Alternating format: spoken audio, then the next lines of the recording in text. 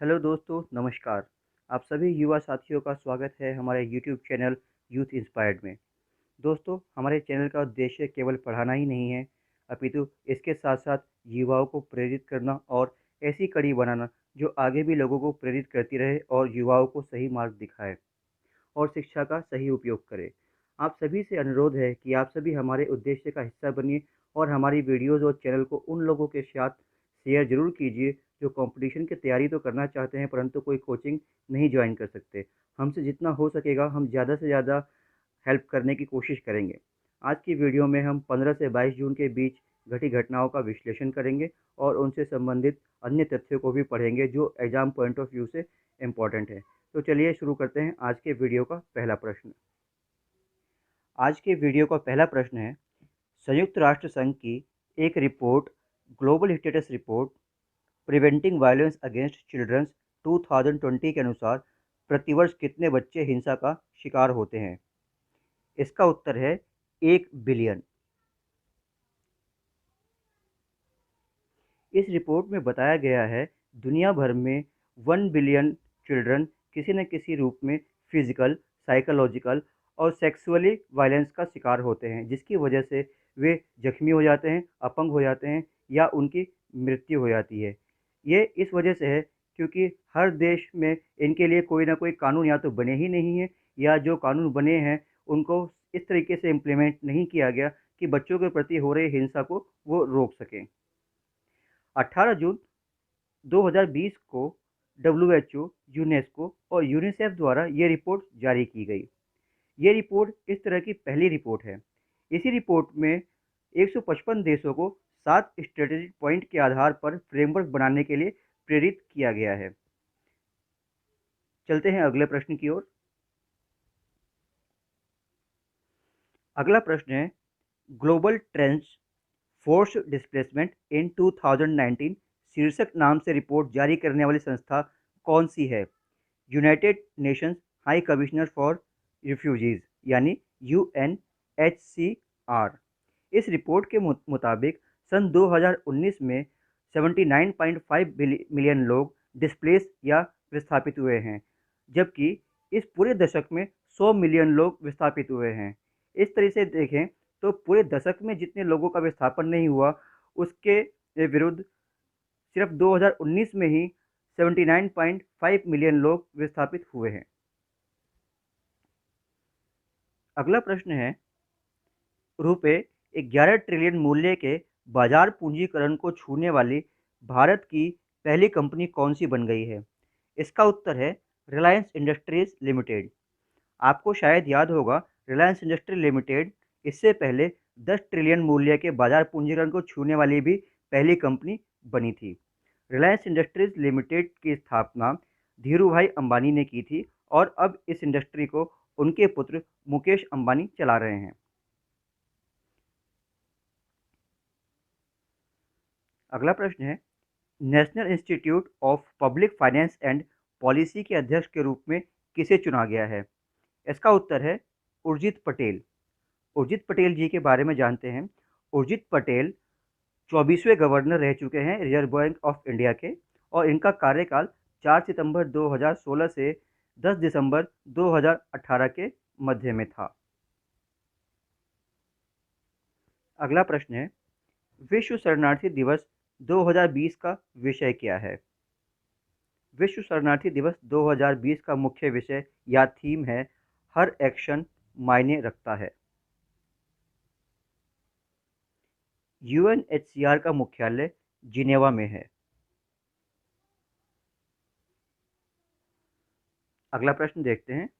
अगला प्रश्न है, राष्ट्रीय सूचना विज्ञान केंद्र द्वारा विकसित सत्यभामा पोर्टल किस मंत्रालय द्वारा लॉन्च किया गया है? इसका उत्तर है मिनिस्ट्री ऑफ माइंस के द्वारा। जानते हैं इसके बारे में। इसका उद्देश्य खनन उन्नति और आत्मनिर्भर भारत की दिशा में सत्यभामा पोर्टल को लॉन्च किया गया है। खनन मंत्री हैं प्रहलाद जोशी। कोविड-19 के चलते जो अर्थव्यवस्था को हानि पहुंची है उसी को ध्यान में रखते हुए प्रधानमंत्री श्री नरेंद्र मोदी जी ने भारत को आत्मनिर्भर बनाने की दिशा में एक आह्वान किया था, जिसके अंतर्गत बहुत सी स्कीमें चलाई जा रही हैं, जिससे भारत आत्मनिर्भर बन सके। इसी को ध्यान में रखते हुए 21 लाख करोड़ का पैकेज भारतीय अर्थव्यवस्था को सुधारने के लिए दिया गया है।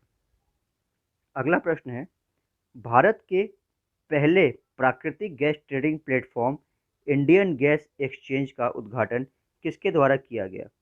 इसका उत्तर है पेट्रोलियम मंत्री धर्मेंद्र प्रधान जी द्वारा। इसका उद्देश्य प्रत्येक नागरिक को ऊर्जा की स्वच्छ, सस्ती, टिकाऊ एवं समान रूप से आपूर्ति करने के लिए इस प्लेटफॉर्म को बनाया गया है। अगला प्रश्न है, हाल ही में किस राज्य ने फैक्ट्री भूमि उपलब्धता को सुनिश्चित करने के लिए फ्लैटेड फैक्ट्री मॉडल की शुरुआत की है? इसका उत्तर है उत्तर प्रदेश राज्य ने। यूपीएसआईडीए ने औद्योगिक भूमि की उपलब्धता को सुनिश्चित करने के लिए फ्लैटेड फैक्ट्री मॉडल की शुरुआत की। यूपीएसआईडीए का पूरा नाम है Uttar Pradesh state industrial development authority, यानी कि यह उत्तर प्रदेश की एक सरकारी संस्था है।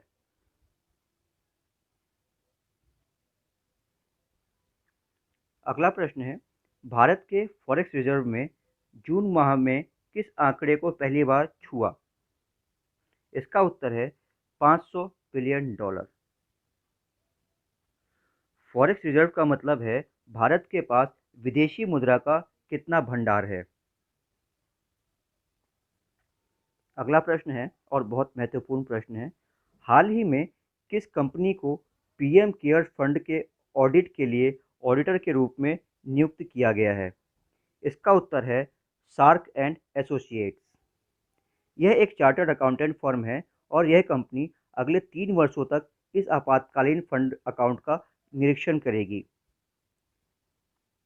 पीएम केयर फंड की शुरुआत कोरोना वायरस के चलते किए गए लॉकडाउन के दौरान की गई थी।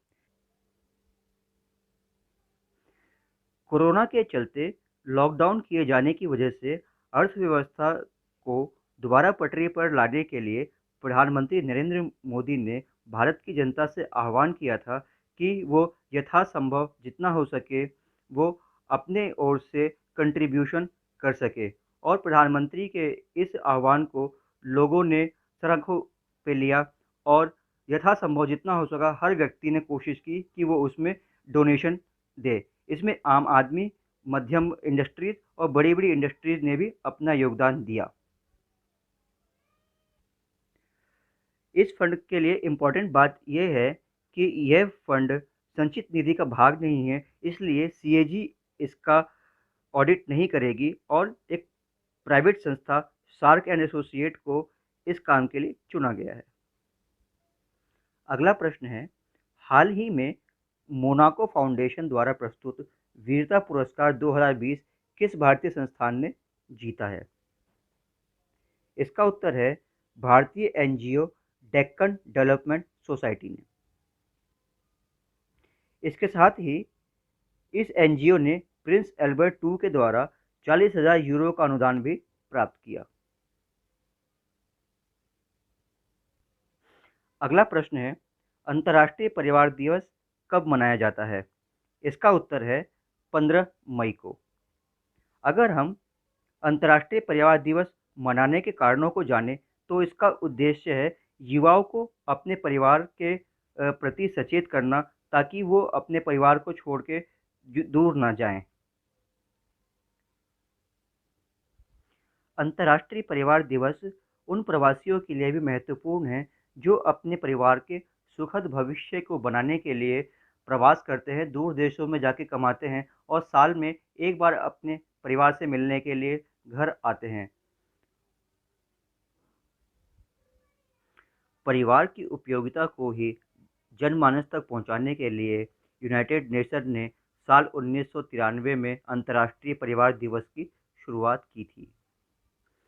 अगला प्रश्न है, विश्व पवन दिवस कब मनाया जाता है? इसका उत्तर है 15 जून को।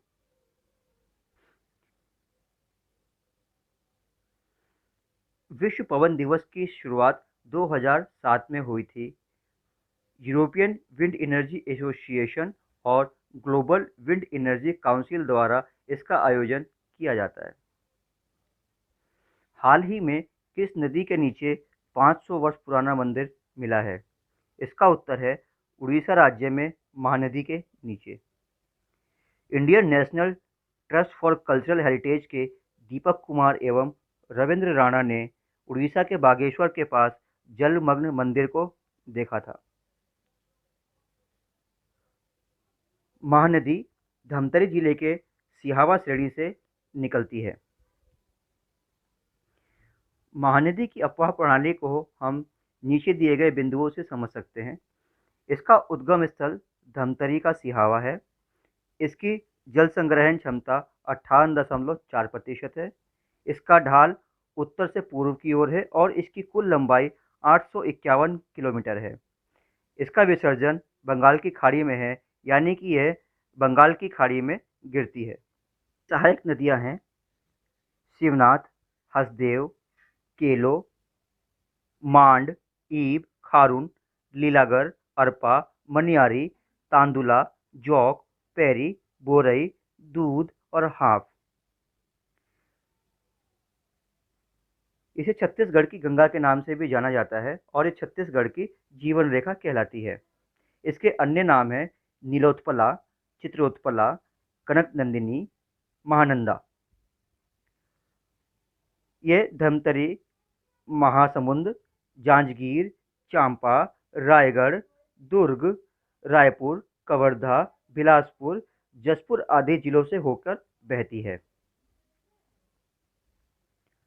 मैप में भी हम इसके अफवाह को देख सकते हैं।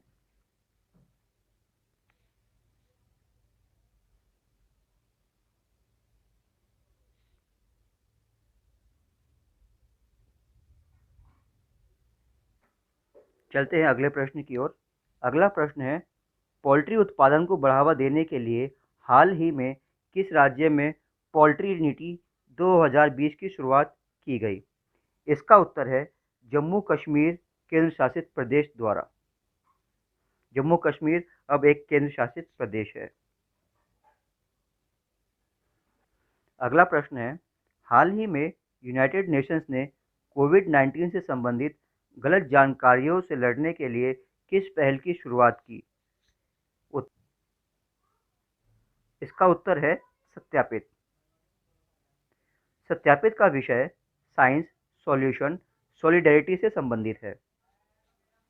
यूनाइटेड नेशंस ने 12 देशों, जिसमें भारत भी शामिल है, इनके साथ मिलकर इस पहल की शुरुआत की गई है ताकि कोविड से संबंधित कोई भी गलत डाटा लोगों में या देशों के मध्य सर्कुलेट ना हो और सही जानकारी प्रदान की जा सके। अगला प्रश्न है, corporate insolvency resolution and liquidation प्रक्रिया के लिए आईबीबीआई द्वारा गठित समिति की अध्यक्षता कौन करेगा? इसका उत्तर है उदय कोटक। आईबीबीआई का पूरा नाम है insolvency and bankruptcy board of India.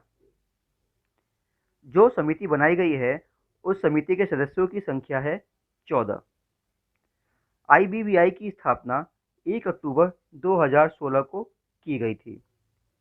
Doctor M S Sahu IBBI के चेयरपर्सन हैं। रेलवे द्वारा शुरू किए गए उस रोबोट का नाम बताएं जो यात्रियों की स्क्रीनिंग में तेजी लाने के लिए बनाया गया है।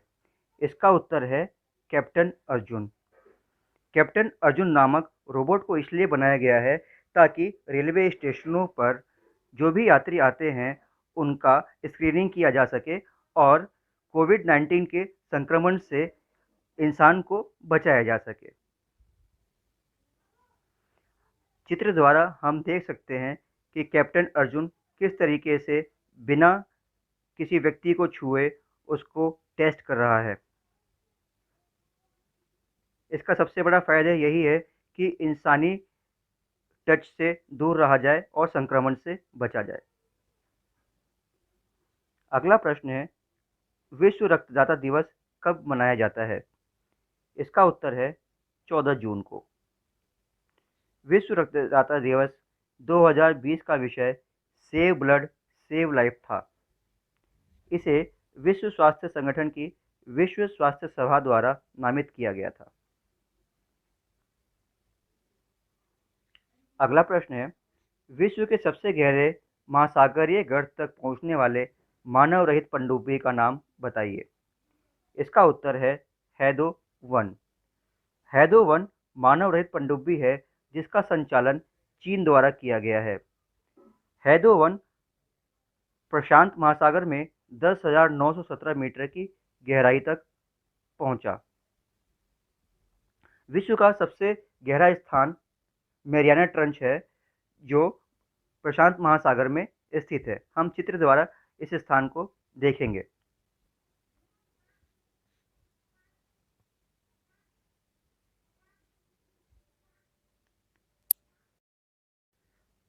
हम जापान के निचले हिस्से में इस जगह पर देख सकते हैं मैरियाना ट्रंच को। यही वह स्थान है जहाँ पे दुनिया का सबसे गहरा स्थान है, जिसकी गहराई 10,917 मीटर से भी ज़्यादा है। इसकी गहराई का अंदाज़ा इस बात से भी लगा सकते हैं कि इसमें पूरा का पूरा हिमालय समा जाएगा।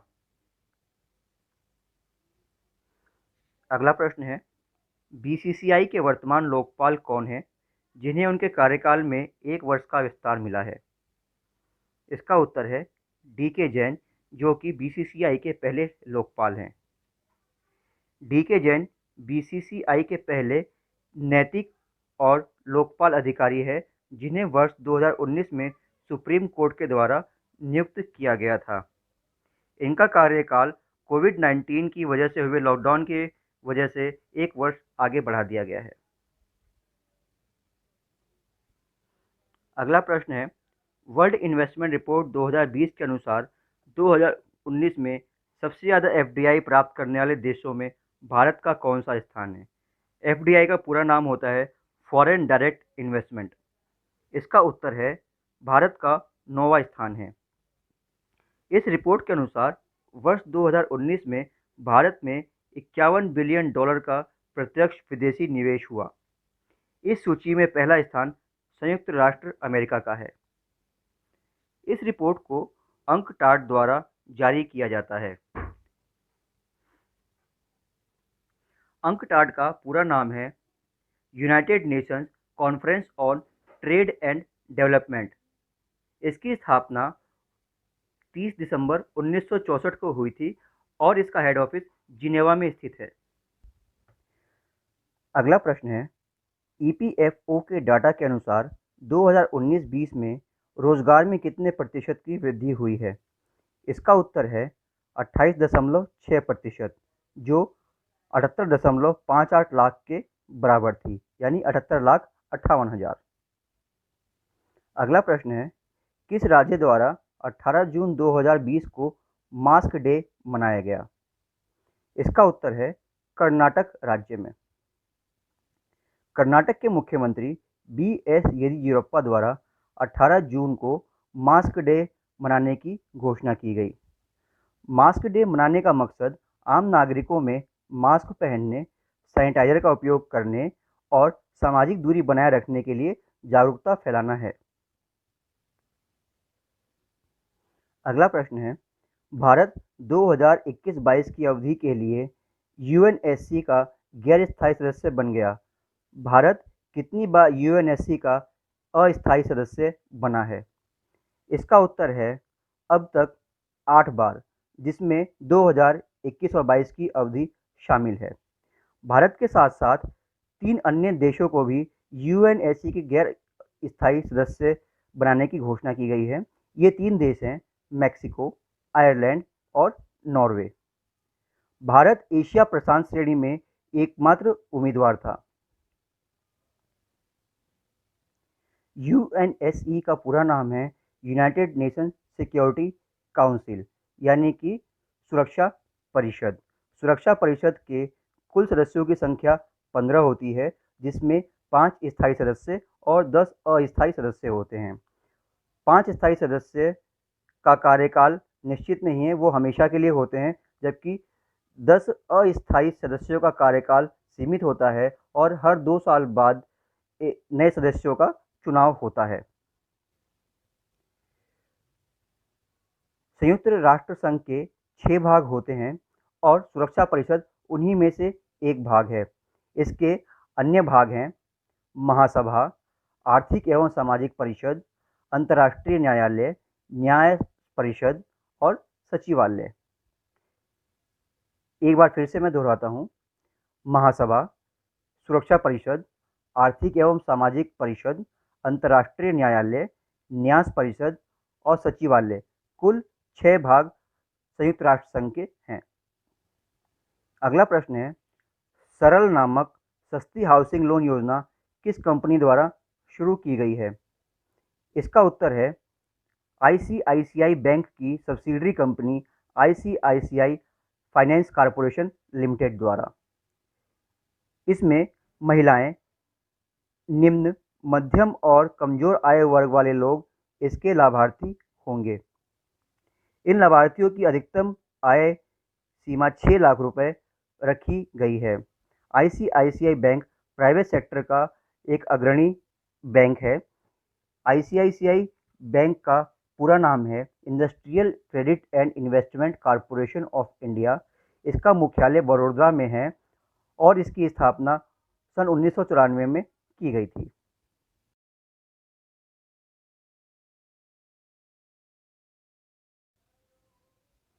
अगला प्रश्न है, संयुक्त राष्ट्र महासभा के नए अध्यक्ष के रूप में किसे चुना गया है? इसका उत्तर है वोल्कान बोजकिर को। वोल्कान बोजकिर संयुक्त राष्ट्र की 75वीं सभा की अध्यक्षता करेंगे।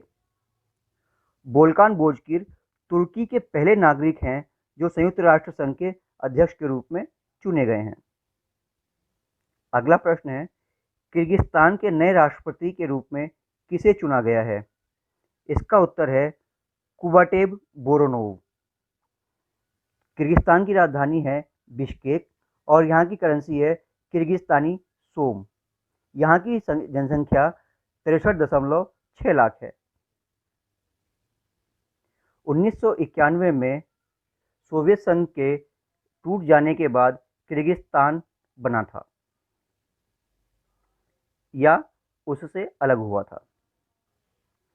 हाल ही में केंद्र सरकार द्वारा 41 कोयला खदानों की 2 चरणों में इलेक्ट्रॉनिक नीलामी की गई।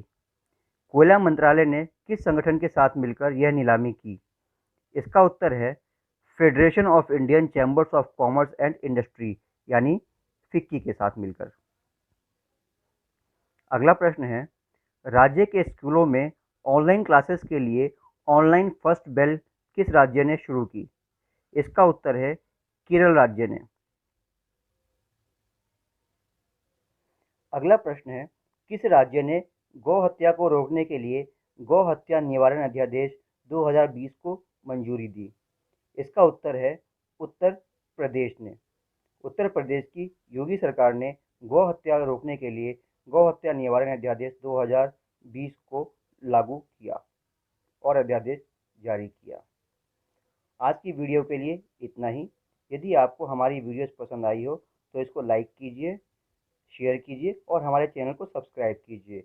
और जैसा मैंने पहले कहा कि हमारा चैनल उन लोगों के साथ भी शेयर ज़रूर कीजिए जो लोग कंपटीशन की तैयारी करना चाहते हैं पर किसी कोचिंग संस्थान से नहीं जुड़ सकते, या वो लोग उन स्थानों पर रह सकते हैं जहाँ पे मूलभूत इंफ्रास्ट्रक्चर की कमी है।